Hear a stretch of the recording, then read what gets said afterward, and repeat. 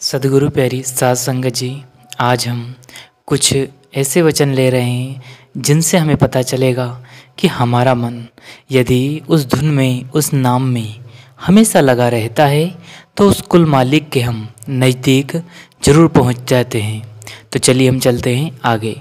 साध संगत जी, संत महात्मा हमेशा हमें समझाते हैं कि जो नाम यानी कि राम रूपी जो नाम है, वहाँ कोई नाम नहीं या लफ्ज़ नहीं, वहाँ राम स्वयं दिव्य आत्मा व दिव्य धुन है, जिसके द्वारा उस मालिक ने संसार की रचना की है।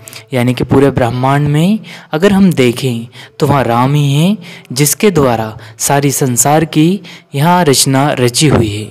हर एक कण कण में, हर एक इंसान, हर एक जीव के श्वास श्वास में वह राम नाम तत्व बसा और रमा है। उसके बिना न आदि है न अंत है। सत्संग जी, हमें उस नाम के साथ जुड़ना है। अब यहाँ राम का नाम कोई लफ्ज़ नहीं है, वहाँ दिव्य प्रकाश है, वहाँ दिव्य धुन है, जिसके साथ हमें जुड़कर उस मालिक के घर हमें निज वतन पहुँचना है जी।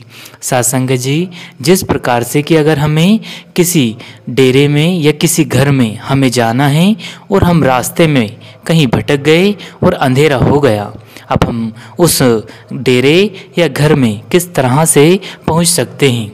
तो सबसे पहले हम ध्यान लगाएंगे कि जहाँ पे कोई सत्संग घर या कोई घर है तो वहाँ से कोई आवाज़ आ रही है तो हम बड़े ही ध्यान से उस आवाज़ को सुनेंगे और उसके अनुसार हम आगे बढ़ते जाएंगे। और यदि हम अपनी जेब में देखेंगे कि हमारे पास यदि टॉर्च है तो हम उसके सहारे से, उसके प्रकाश के अनुसार हम रास्ता अच्छे से देखकर आगे बढ़ जाएंगे।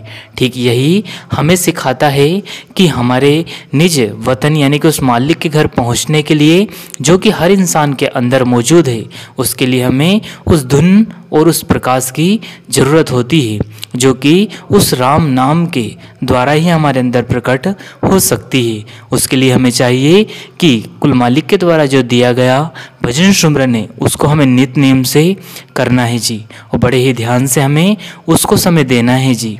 एक दिन आएगा कि हम उस राम नाम धुन से लिव लगा लेंगे, उस सूरत को अपने निज वतन चढ़ाकर अपने मालिक से भेंट कर लेंगे जी।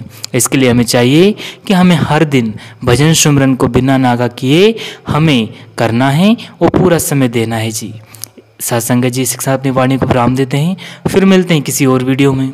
तब तक आप जी अपना और अपनों का ध्यान रखें। धन्यवाद।